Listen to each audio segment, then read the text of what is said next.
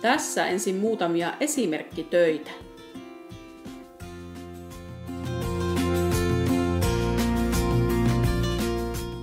Kaulakorun koruosa on tehty metallilangasta.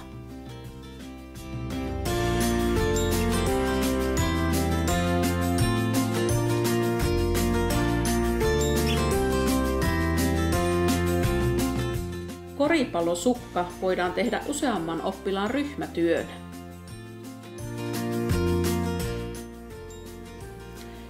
Tee langasta lenkki pöydälle.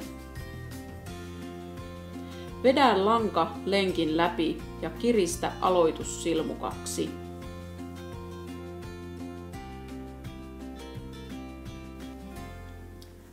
Laita aloitussilmukka etusormeen siihen käteen, jolla et kirjoita.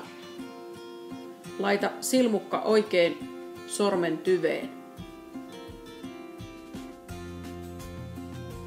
Aloita pujottelu kerästä tulevalla langalla. Toinen langanpää jää roikkumaan käden taakse.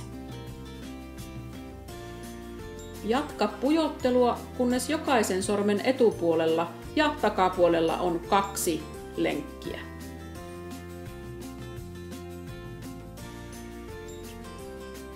Aloita neulominen koukistamalla pikkusormea.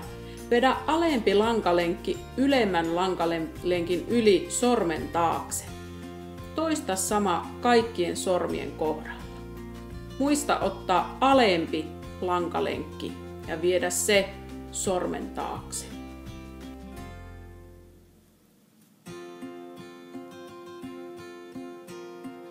Muista kiristää lankalenkit sormien tyveen.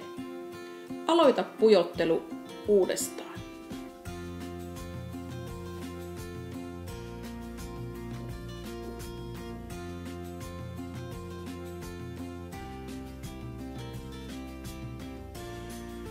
Kun sait langan pujoteltua, aloitat neulonnan taas pikkusormesta. Alempi lankalenkki ylemmän yli sormen taakse.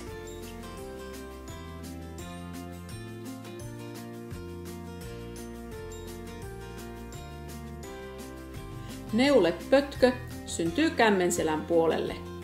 Vedä sitä aina välillä. Pötkön oikea puoli on kämmenselkää vasten.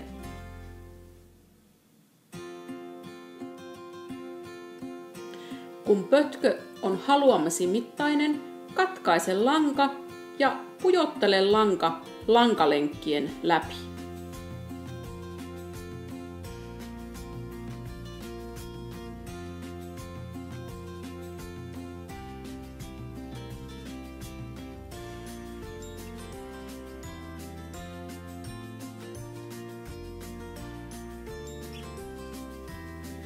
Irrota lankalenkit sormista.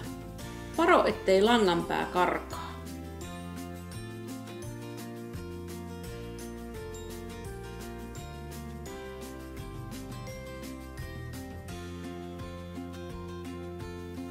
Lopuksi voit vielä kiristää pötkön päät.